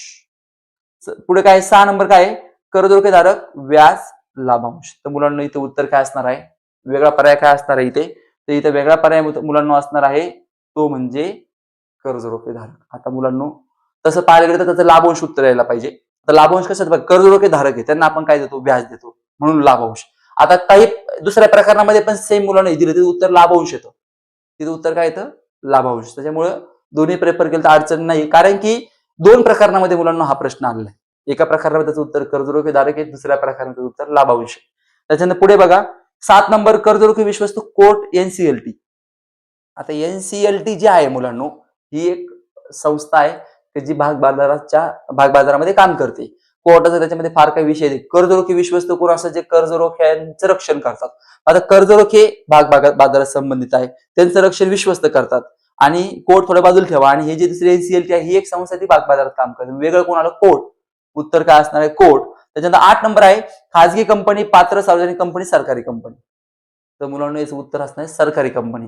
म्हणजे खाजगी कंपनी, पात्र सार्वजनिक कंपनी हा एक कंपनीचा, ज्यावेळेस कंपनी ठेव म्हणा किंवा भाग विक्रीस काढते त्यावेळेस हे एका तुलनेत येतात आणि सरकारी कंपनीची नियम पूर्णपणे नियमावली वेगळी असते, म्हणून सरकारी कंपनी हे उत्तर असणार आहे. त्याच्यानंतर पुढे बघा 9 नंबर, ठेव विश्वस्त करार, विशेष ठराव. आता ठेव विश्वस्त आणि ठेव विश्वस्त करार एकाच संबंधित आहे एकमेकाशी. त्याच्यानंतर विशेष हा प्रकार पूर्णपणे वेगळा आहे, म्हणून विशेष ठराव हे तुमचं उत्तर असणार आहे. त्याच्यानंतर गोपनीयता, लाभांश, व्याज. तुम्हाला माहितीये कंपनी दृष्टीने विचार करा. कंपनी लाभांश देते, कंपनी व्याज देते. गोपनीयतेचा काही विषय आहे का? पैसे संबंधित नाही. मग गोपनीयता काय वेगळा शब्द आहे. उत्तर असणार गोपनीयता. त्याच्यानंतर 11 नंबर डिपॉझिटरी, व्याज, लाभांश. सेम व्याज आणि लाभांश कंपनी डिपॉझिटरी कंपनी दृष्टीने थोडा वेगळा पार्ट आहे. व्याज आणि लाभांश हे काय सिमिलर आहे. मग डिपॉझिटरी वेगळा शब्द आहे. उत्तर असणार डिपॉझिटरी. त्याच्या 12 नंबर आहे कर्ज रोखे धारक, भागधारक, सेबी. आता धारक आहे बघा, कर्ज रोखे धारक, भागधारक, सेबी. आता सेबी काय मुलांनो की भाग आपलं ग्राहक गुंतवणूकदार जे असतात त्यांच्यावर नियंत्रण ठेवण्याचं काम सेबी करतं, की त्यांचं आपण जे म्हणतो की गुंतवणूक म्हणजे कंपनी नियंत्रण ठेवतं, पण गुंतवणूकदारांचं रक्षण करतं. सेबी काय करतात? गुंतवणूकदारांचं रक्षण करतात आणि कंपनी नियंत्रण ठेवतात. तो भाग वेगळा आहे. पण कर्ज रोखे धारक आणि भागधारक हे म्हणजे सिमिलर आहे, म्हणून वेगळं काय असणार आहे सेबी. म्हणून उत्तर आहे सेबी. त्याच्यानंतर एनएसडीएल, सीडीएसएल, एनबीएफसी. म्हणून एनएसडीएल आणि सीडीएसएल हे जी काही कंपनी ज्यावेळेस ऑनलाईन पद्धतीने नोंदणी करते त्यांशी संबंधित ह्या संस्था आहेत. आणि जी एनबीएफसी आहे, एनबीएफसी मुलांनो त्यांचा संबंध कंपनीशी येत नाही, त्याच्यामुळे एनबीएफसी आपलं उत्तर असणार आहे. त्याच्यात 14 डिपॉझिटरी, डीपीआरबी आहे. आता DP means depository participant, depository participant, depository हे सिमिलर आहे. वेगळं कोण आहे मुलांना याच्यामध्ये? आरबीआय. उत्तर काय असणार तुमचं? आरबीआय. म्हणून तुम्ही असं लॉजिकली विचार केला तुम्हाला लगेच ते क्लिअर होईल. त्याच्यात 15 नंबर अंतिम लाभांश, अंतरिम लाभांश, व्याज. आता अंतिम लाभांश, अंतरिम लाभांश हे दोन काय सिमिलर आहे, अंतिम अंतरिम. उरलं कोण? व्याज. मग व्याज काय असणार आपलं? डिफरंट आहे. मग व्याज हे उत्तर आहे. 16 नंबर नंतरची सार्वजनिक विक्री, खाजगीरित्या विक्री, व्यापारी पतपत्र. आता नंतरची सार्वजनिक विक्री ना, आणि नंतर पुढे खाजगी पण विक्रीचे. व्यापारी पतपत्र डिफरंट आहे. विक्रीचे दोन तुम्हाला दिलेले बघा. व्यापारी पतपत्र डिफरंट आहे. उत्तर असणारे व्यापारी पतपत्र. नंतर 17 नंबर बघा, नवीन विक्री बाजार, कॉल मनी मार्केट, दुय्यम बाजार. आता नवीन विक्री बाजार म्हणजे त्याला आपण प्राथमिक बाजार म्हणतो मुलांना. कोणता बाजार म्हणतो? प्राथमिक. आता प्राथमिक बाजार आणि दुय्यम बाजार हे दोन प्रकारचे बाजार आहे, तुम्हाला हे माहिती. मग कॉल मनी मार्केट हा पार्ट डिफरंट येतो. मग कॉल मनी मार्केट आपलं उत्तर असणार आहे. आणि त्याच्यानंतर मुलांनो 18 नंबर आहे राजकोष पत्रे, भाग ठेव प्रमाणपत्रे. राजकोष पत्रे काय पत्रे. 3 नंबर बघा भाग प्रमाणपत्रे. हे दोन सिमिलर आहे. मग वेगळं काय मुलांना याच्यामध्ये चेक करा. वेगळं दिसते भाग. उत्तर असणार आहे भाग. आणि त्याच्यानंतर मुलांना 19 नंबर आहे भाग वाटप, भाग जप्ती, भाग समर्पण. आता भागाचं वाटप मुलांना कधी केलं तर स्टार्टिंगला. भाग जप्ती कधी केली आधी? जर एखाद्या सभासदाने भागधारकांच्या भागाचे पैसे पेमेंट केले आणि त्यावेळेस भाग जप्ती होती. आणि भाग समर्पण कधी होतं? की शेवट बोलून ते भाग द्यायचा दुसऱ्याच्या नावावर केले जातात. म्हणजे सिमिलर कन्सेप्ट आहे भागासंबंधी दोन तक्रार. भाग वाटप ही प्रथम दर्शनी प्रक्रिया ही वेगळी येते, डिफरंट येते. या दोन सिमिलर प्रक्रिया येतात. मग उत्तर काय असणार तुमचं? भाग वाटप. अशा पद्धतीने मुलांना जो प्रश्न पहिला ड होता, गटात न बसणार शब्द ओळखा. आता मुलांना तुम्हाला मी ते लॉजिकली एक गोष्ट सांगितलं कसं जे यमक कसं जुळवायचं सिमिलर असेल तर अशा वेळी ज्यावेळेस तुमच्या पेपरमध्ये सिमिलर असेल तर विचार करायचा आणि डिफरंट जे दिसतं ते लिहून टाकायचं. मार्क्स तुम्हाला 100% भेटणार आहे. पुढे बघा आता ई खालील वाक्यातील अधोरेखित शब्द दुरुस्त करून वाक्य पुन्हा लिहा. मगाशी तुम्हाला फॉर्मॅटमध्ये मी समजून सांगितलं. तर बघा पहिलं, कर धोकेधारकास लाभांश देण्यासाठी वित्त आवश्यक आहे. लाभांश अधोरेखित आहे. मग जेवढा शब्द मुलांना अधोरेखित शब्द आहेत त्या शब्दाला दुसरा शब्द असतो तो लिहायचा असतो. आता उत्तर मी तुम्हाला तसं डिटेल सांगितलं बघा. वाक्य पुन्हा लिहून दिले बघा. कर्ज रोखेधारकांना व्याज देण्यासाठी वित्त आवश्यक आहे. आपण कर्ज रोखेधारकांना काय द्यायचं ठरवलेलं मुलांना कंपनीला ऑलवेज नेहमी काय द्यावं लागतं? व्याज. मग कर्ज रोखेधारकांना व्याज देण्यासाठी वित्त आवश्यक आहे. म्हणजे फक्त लाभांशाऐवजी कोणाला तर व्याज. लाभांश चुकीचा वर्ड होता मुलांना. ह्या प्रश्नामध्ये जे अंडरलाईन केलेले जे वर्ड असतात ते चुकीचे असतात, लक्षात ठेवायचं. त्यांना आपल्याला बरोबर करायचं असतं. म्हणजे चुकीचं वाक्य दिलेलं असतं आणि चुकीच्या वाक्याला बरोबर वाक्य बनवायचं असतं, असा याचा अर्थ होतो प्रश्नाचा. 2 नंबर बघा, समहक्क भागधारकांना स्थिर दराने लाभांश मिळतो. मुलांना मिळतो का रे? नाही. अग्र हक्क भागधारकांना स्थिर दराने, स्थिर म्हणजे निश्चित, स्थिर म्हणजेच निश्चित. अग्र हक्क भागधारकांना निश्चित दराने लाभांश मिळतो. त्याचे 3 नंबर आहे मालकीचे भांडवल हे तात्पुरते हंगामी भांडवल आहे. मुलांना मालकीचं भांडवल एक कायमस्वरूपीचं भांडवल असतं. कोणतं भांडवल असतं? कायमस्वरूपी. म्हणून बघा उत्तरामध्ये मालकीचे भांडवल हे कायमस्वरूपी भांडवल आहे. 4 नंबर बघा, अग्र हक्क भागांना लाभांश अस्थिर दराने दिला जातो. मुलांना आता अग्र हक्क भागधारकांना स्थिर दर निश्चित अग्र हक्क भागधारकांना दिला जातो की नाही? तुम्ही आपण एका शिकलोय तेच बघा. 4 नंबरचं उत्तर, अग्र हक्क भागांना लाभांश स्थिर दराने दिला जातो. स्थिर. अस्थिर दराने समहक्क भागधारकांना असतो. समहक्क भागधारक जे असतात, जर कंपनी नफ्यात असेल त्याच वेळी त्यांना लाभांश दिला जातो, अदरवाईज त्यांना लाभांश मिळत नाही. कंपनी तोट्यात गेली त्यांना लाभांश मिळत नाही, त्यांची जी जोखीम होते पहिला प्रेफरन्स हा अग्र हक्क भागधारकांना असतो. तो कसा असतो? निश्चित फिक्स अमाऊंट असते. अग्र हक्क भागधारकांच्या रकमेत बदल होत नाही. 5 नंबर बघा, एफपीओ म्हणजे जनतेला पहिल्यांदा भागाची सार्वजनिक विक्री करणे. नाही मुलांना, एफपीओ ही नंतरची, पहिल्यांदा आयपीओ द्वारे विक्री केली जाते. प्राथमिक भाग विक्री आपण ज्याला म्हणतो, आयपीओ द्वारे प्रथमतः भाग विक्री केली जाते. तर बघा उत्तर, आयपीओ म्हणजे जनतेला पहिल्यांदा भागाची सार्वजनिक विक्री करणे. सगळ्यात पहिले कंपनी आयपीओ आणि नंतर एफपीओ आणत असते. पहिले आयपीओ येतो, मग एफपीओ येतो. त्याच्यात 6 नंबर बघा, बोनस भाग हे विद्यमान कर्मचाऱ्यांना दिले जातात. मुलांनो, बोनस भाग हे कर्मचाऱ्यांना दिले जातात. बोनस भाग हे विद्यमान समहक्क भागधारकांना दिले जातात. जे विद्यमान समहक्क भागधारक असतात कंपनीचे, त्याला आपण जुने म्हणतो, त्यांना कंपनी येते बोनस भाग देते. 7 नंबर बघा, भाग प्रमाणपत्राची दुसरी प्रत अर्ज केल्याच्या तारखेपासून 1 महिन्यात दिली पाहिजे. काय म्हणले? भाग प्रमाणपत्राची दुसरी प्रत अर्ज केल्या तारखेपासून 1 महिन्यात दिली पाहिजे. बघा त्याचं उत्तर, भाग प्रमाण दुसरी प्रत अर्ज केल्या तारखेपासून 3 महिन्यात दिली पाहिजे. म्हणजे 1 महिन्यात नाही, 1 महिन्यात चुकीचं आहे. ऍक्च्युअली उत्तर काय? 3 महिन्यात दिली पाहिजे. त्याच्यानंतर पुढे बघा 8 नंबर, कर्ज रोख्यावरील परतावा हा लाभांशाच्या स्वरूपात असतो. म्हणून कसं काय असेल? परतावा म्हणजे रिटर्न्स. कर्ज रोख्यावरील जो परतावा असतो हा ऑलवेज कशा स्वरूपात असतो? व्याजाच्या. आपण शिकलो ना, कर्ज रोखे धारकांना व्याज दिलं जातं. कर्ज रोखे धारकावरील परतावा हा ऑलवेज व्याजाच्या स्वरूपात असतो. उत्तरामध्ये दिलेले बघा 9 नंबर, कर्ज रोख्याचे पत मानांकन करण्यासाठी कंपनी भाग विमेकराची नियुक्ती करते. 9 नंबर काय? कर्ज रोख्याचे पत मानांकन करण्यासाठी कंपनी भाग विमेकराची नियुक्ती करते. पण त्याचं उत्तर बघा, कर्ज रोख्याचे पत मानांकन करण्यासाठी कंपनी पत मानांकन संस्थेची नियुक्ती करते. विमेकराची नाही करत. कोणाची करते? पत मानांकन संस्था. त्या संस्थेची नियुक्ती करते, निवड करते. 10 नंबर बघा, सरकारी कंपनी सभासदांकडून ठेवीचा स्वीकार करू शकते. नाही मुलांनो, सरकारी कंपनी फक्त आणि फक्त सार्वजनिक ठेवीचा स्वीकार करू शकते. सरकारी कंपनी सभासदांकडून ठेवी स्वीकारू शकत नाही. सरकारी कंपनी सार्वजनिक ठेवीचा स्वीकार करू शकते. त्याच्यानंतर 11 नंबर, सभासदाकडून ठेवी स्वीकारण्यासाठी कंपनीला जाहिरात प्रसिद्ध करावी लागते. 11 नंबर काय सांगितले? सभासदाकडून ठेवी स्वीकारण्यासाठी कंपनीला परिपत्रक प्रसिद्ध करावे लागते. नाही मुलांनो, सॉरी, त्यांनी सांगितले जाहिरात प्रसिद्ध करावी लागते. नाही, तर परिपत्रक प्रसिद्ध करावं. ज्यावेळेस कंपनीला ठेवी स्वीकारण्यासाठी जाहिरात द्यायची असते, म्हणजे जे लोकांना कळवायचं असतं, तेव्हा जाहिरातद्वारे नाही तर परिपत्रकाद्वारे कळवावं लागतं. तर बघा उत्तरामध्ये तुम्हाला त्यांनी दिले, सभासदाकडून ठेवी स्वीकार कंपनीला परिपत्रक प्रसिद्ध करावे लागते. 12 नंबर, लाभांशाची घोषणा झाल्यापासून 21 दिवसाच्या आत लाभांशाचे वाटप झाले पाहिजे. मुलांना मगाशी शिकलो, लाभांशाची घोषणा झाल्यापासून 30 दिवसाच्या आत लाभांशाचे वाटप झाले पाहिजे. 21 चूक आहे, उत्तर काय? 30. त्याच्यानंतर पुढे बघा 13 नंबर, कर्ज रोख्याची खरेदी करणारे व्यक्तीस भागधारक असे म्हणतात. तर मुलांनो, कर्ज रोख्यांची खरेदी करणाऱ्या व्यक्तीस भागधारक नाही म्हणत, तर कर्ज रोखे धारक असे म्हणतात. काय म्हणतात? कर्ज रोखे. जो व्यक्ती कर्ज रोख्याची खरेदी करतो त्याला कर्ज रोखे धारक या नावाने संबोधलं जातं. त्याचं नाव काय पडतं? कर्ज रोखे धारक, भागधारक नव्हे. त्याच्यानंतर बघा 14 नंबर, कर्ज रोखे परतफेड निधी हा कंपनी भागाच्या परतफेडसाठी निर्माण करते. कर्ज रोखे परतफेड निधी हा कंपनी भागांच्या परतफेडसाठी निर्माण करते. नाही, तर कंपनी कर्ज रोखे परतफेड निधी हा कर्ज रोखेच्या परतफेडीसाठी निर्माण करते. कर्ज रोखे टू कर्ज रोखे असं लक्षात ठेवा. जसं B2B होतं बघा, B2B, C2C, OCM, तसं इथं काय? कर्ज रोखे टू कर्ज रोखे, भाग टू भाग, असं यांनी उलट पालट दिलेले, ते आपण क्लिअर करून घ्यायचंय.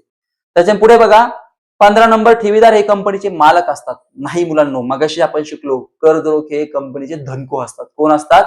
धनको. 16 नंबर बघा, ठेव हा वित्त पुरवठ्याचा अंतर्गत मार्ग आहे. नाही, ठेव हा वित्त पुरवठ्याचा बाह्य मार्ग आहे. बाहेरची व्यक्ती ठेव ठेवतात ना आपल्याकडे, बाहेरची व्यक्ती ठेव ठेवतात, कोणता मार्ग आहे? बाह्य मार्ग आहे.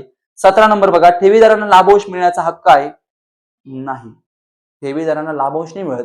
ठेवीदारांच्या ठेवी ठेवल्या त्यांना त्याच्यावर व्याज मिळतं, तर ठेवीदारांना व्याज मिळण्याचा हक्क आहे. मुलांना हे फक्त अधोरेखित केलेल्या शब्दावर अटॅक करायचं आपल्याला. अटॅक कोणावर करायचं आहे? अधोरेखित केलेल्या शब्दावर. बाकीचं वाक्य आहे तसे कॉपी पेस्ट करायचंय, बाकी विचार नाही करायचं. जेवढं अधोरेखित केलं ते डार्क करून दिले बघा मी तुम्हाला, त्याच्यावर फक्त अटॅक करायचा, त्याचा तो शब्द बदलणार आहे, बाकी बदलणार नाही. त्याच्यानंतर बघा पुढे 18 नंबर, इलेक्ट्रॉनिक स्वरूपात प्रतिभूती धारण करणे जोखमीचे असते. नाही, इलेक्ट्रॉनिक स्वरूपात जोखीम नसते. जोखीम ऑफलाईन स्वरूपात असते. ऑफलाईन म्हणजे भौतिक, ज्याला आपण ऑफलाईन म्हणतो. बघा उत्तर, भौतिक स्वरूपात प्रतिभूती धारण करणे जोखमीचे असते. मगाशी आपण ते चुकी बरोबर मध्ये शिकलोय. त्याच्यानंतर पुढे बघा 19 नंबर, ISIN हा कंपनीला देण्यात आलेला क्रमांक आहे. नाही मुलांनो, ISIN हा प्रतिभूतीला म्हणजे भागाला देण्यात येणारा क्रमांक असतो. ISIN काय असतो? हा भागाला देण्यात येणारा क्रमांक. ISIN ची एक रिकामी जागा आपल्याला होती, त्याचं डिटेल मी तुम्हाला पुढच्या पार्ट 2 मध्ये सांगेल. त्याच्यानंतर पुढे बघा 20 नंबर, लाभांशाचे वाटप त्यांच्या घोषणेपासून 60 दिवसाच्या आत केले जाते. मुलांना आपण आता शिकलो लाभांशाचे वाटप त्यांची घोषणा केल्यापासून 30 दिवस, फक्त 30 दिवसाच्या आतच केले पाहिजे. हे बरोबर आहे. 60 दिवस हे चूक आहे. परत पुढे बघा.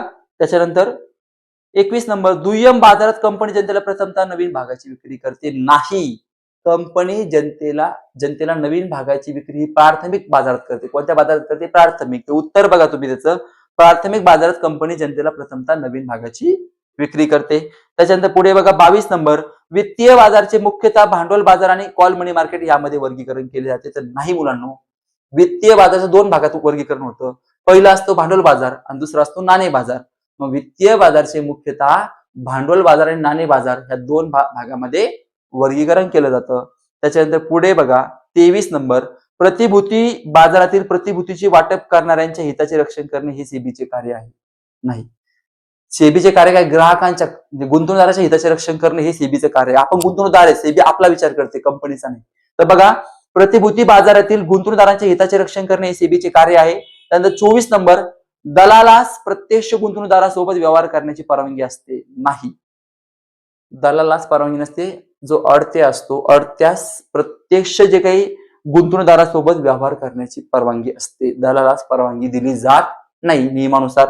तर 25 नंबर आहे, भाग बाजार हा नाणे बाजाराचा एक महत्वाचा घटक आहे. नाही मुलांनो, भाग बाजार हा सगळ्यात मोठा बाजार आहे. भाग बाजार हा भांडवल बाजाराचा सर्वात मोठा घटक आहे. मुलांनो, अशा पद्धतीने जो आपला प्रश्न पहिला ई होता, अधोरेखित शब्द दुरुस्त करून वाक्य पुन्हा तोही आपण समजून घेतला. मुलांना आपले टोटल 10 प्रश्न आहेत. तुम्हाला सुरुवातीला सांगितलं बिस्किटचं एक्झाम्पल ते डोक्यात फिट करून ठेवा. आपण 5 प्रश्न घेतले.